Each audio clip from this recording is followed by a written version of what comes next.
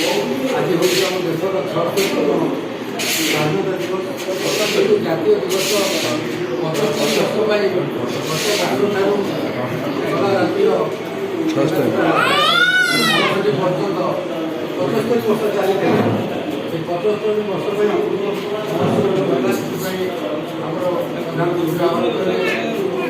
हर घर तिरंगा समस्ते जातीय पताका सम्मान दे वर्ष का आरंभ विशेषकर मंगल पालन करने समस्त को आह्वान करते जातीय पताका जातीय भाषा सम्मान दे जातिर इतिहास को मन रखापी समस्ते जातीय पताका सम्मान देते से समस्त को अभिनंदन जनाऊँगी। प्रकृत कथा कहले स्वाधीनता दिवस 47 मसीहा अगस्त मास 15 तारिख आम देश स्वाधीन है इंग्रेज मान समस्त ए विषय अल्प बहुत जानते कथा हूँ से स्वाधीनता जो जिनसा से कौन अंगार आलुओ से अंगार भर जी अच्छी से आलुओ को आसवाई जो उत्कंठा है तार राति आम समस्त जी कष्ट अनुभव करें सूर्य उदय सका आम देखा कम कम जहाँ जमी ठीक सेमती गणतंत्र मैंने 200 वर्ष काल आम देश को स्वाधीन कर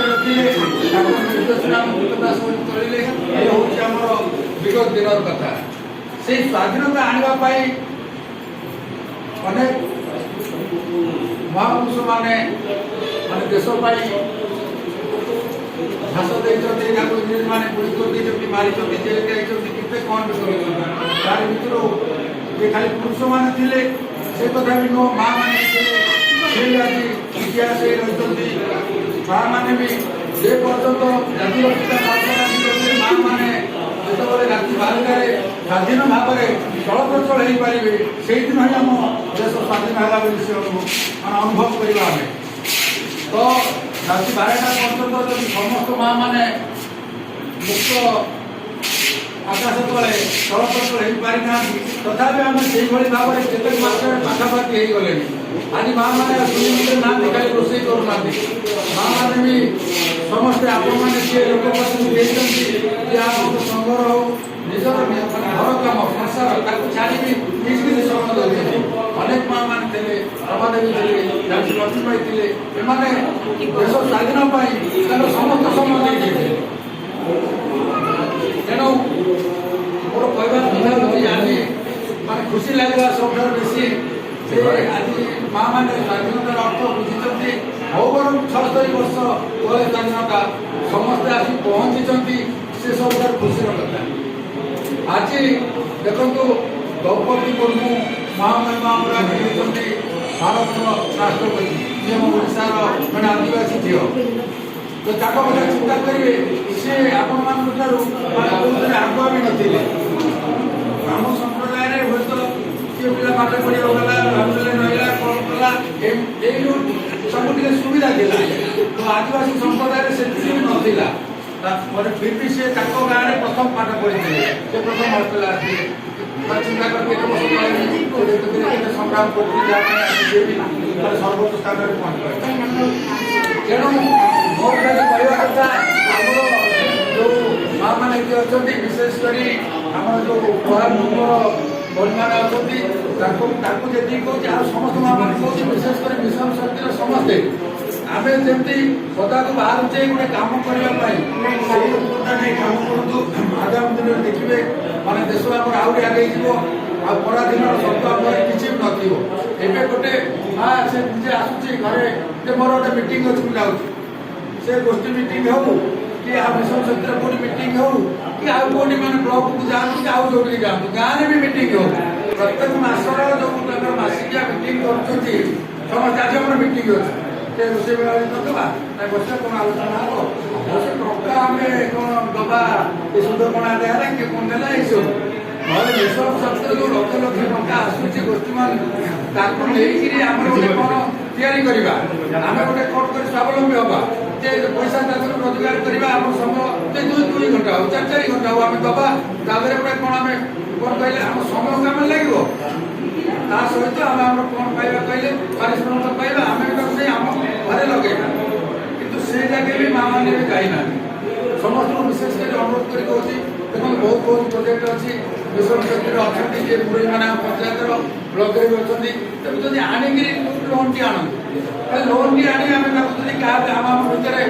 ବ୍ୟାଙ୍କ ଲୋନ୍ କମ୍ରେ ଆଣି ତାକୁ ଗୋଟେ ଲୋନ୍ ଦେଇଦେବା ନା ଆମେ ଗୋଟେ ସମ୍ଭବ କରିବୁ ହୁଏତ ସିଏ ହେଇପାରେ ମୁଁ ମନା କରୁନି ତା ଦେହରେ ଆମେ 5 3 ଟଙ୍କା 2 ଟଙ୍କା 50 ପଇସା 25 ପଇସା ପାଇବା ସେଇଟା ନୁହଁ ତାକୁ ଯଦି ଆମେ ନିଜେ ଗୋଟେ କ'ଣ ପ୍ରଡକ୍ଟ କରିବା ତ ତା ଦେହରେ ଆପଣମାନେ ଆଉ ଯଦି ମାନେ ଆଗେଇବେ ନିଜ ପରିବାରର ଉନ୍ନତି ହେବ ନିଜର ଆର୍ଥିକ ବିକାଶ ହେବ ସେଥିପାଇଁ ସରକାରଙ୍କ ନିର୍ଦ୍ଦେଶ ଅନୁସାରେ ଆମର ଏଇ ଯେଉଁ ହଜିରପାଟଣା ପ୍ରକଳ୍ପ ବିଦ୍ୟାଳୟ ଥିଲା ଏପଟ ସେଇ ଯେଉଁ ଭାବରେ ସେପଟେ ସ୍କୁଲ ସେଇଠି ଗୋଟେ ଘର ବି ଆପଣମାନଙ୍କ ପାଇଁ ହେଇଛି ସ୍ୱାବଲମ୍ବୀ ଘର ସେଇଠି ସେଇ ଘରଟା ଆପଣମାନଙ୍କୁ ହେଇ ଦିଆଯିବ ମିଶନ ଶକ୍ତି ଜରିଆରେ ତ ଆପଣମାନେ ଯଦି କ'ଣ ଯାହା ବି ଗୋଟେ ଦୋକାନୀ ହଉ ଯାହା ବି ତିଆରି କରିବେ ସେଇଠି ବି ଆପଣ ମାନେ ବିକ୍ରୟ କରିପାରିବେ ପାଇବେ ସବୁ କରିପାରିବେ ମାନେ ତିଆରି କରି ବିକନ୍ତୁ ଟ୍ରେଡିଂ କରି ବିକନ୍ତୁ ମାନେ ଯୋଉଟା କିଣିକି ଆଣିବି ବିକନ୍ତୁ ଯାହା ଯେମିତି ଯାହା ହଉ ଆଜି ଆମ ସମସ୍ତଙ୍କ ପାଇଁ ଗର୍ବ ଗୌରବର କଥା ଯେ ଆମ ଦେଶ ଦେଖନ୍ତୁ ଏଇ ଯୋଉ ଆମେ ଯୋଉ ବସିଛେ ଏଇ କେତେ ମାନେ ମହାପୁରୁଷ ମାନଙ୍କର ଫଟୋ ସବୁ ଅଛି ସମସ୍ତେ এইମାନେ ହିଁ ଆମ ଦେଶ ପାଇଁ ବଳିଦାନ ଦେଇଛନ୍ତି ସେମାନେ ଏବେ ବି ଅମର ହେଇ ରହିଛନ୍ତି ସେଇ ପର୍ଯ୍ୟନ୍ତ ଯୋଉ ପର୍ଯ୍ୟନ୍ତ ଆମ ଭାରତ ଆଜି ପିଲାଟି ସେଇ କାନ୍ଦୁଛି ସିଏ ଯେ କାଲି ଭାରତର ରାଷ୍ଟ୍ରପତି ନ ହବ ସେ ପାଇଲଟ ନ ହବ ସେ ଡାକ୍ତର ନ ହବ ଇଞ୍ଜିନିୟର ନ ହବ କି ସିଏ ପ୍ରଧାନମନ୍ତ୍ରୀ ନ ହବ କି ମୁଖ୍ୟମନ୍ତ୍ରୀ ନ ହବ କି ଆପଣ ଭାବୁଛନ୍ତି ଜଣେ ନ ହବ ସେ କଥା କେହି କରିପାରିବେ କାରଣ ଆମର ସେ ଯେଉଁ ପରାଧୀନର ସମୟ ଯାଇଛି ଏବେ ସ୍ୱାଧୀନତା ଅଛି ଆପଣଙ୍କର କଥା କହିବାର ସ୍ୱାଧୀନତା ଅଛି ଚଳିବାର ସ୍ୱାଧୀନତା ଅଛି ସବୁ କଥାର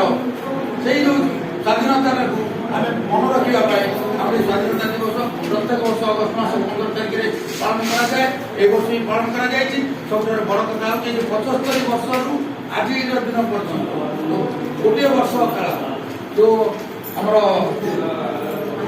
ପାଳନ କରାଗଲା ଅମୃତ ମହୋତ୍ସବ ସେଥିପାଇଁ ଆପଣମାନଙ୍କୁ ସମସ୍ତଙ୍କୁ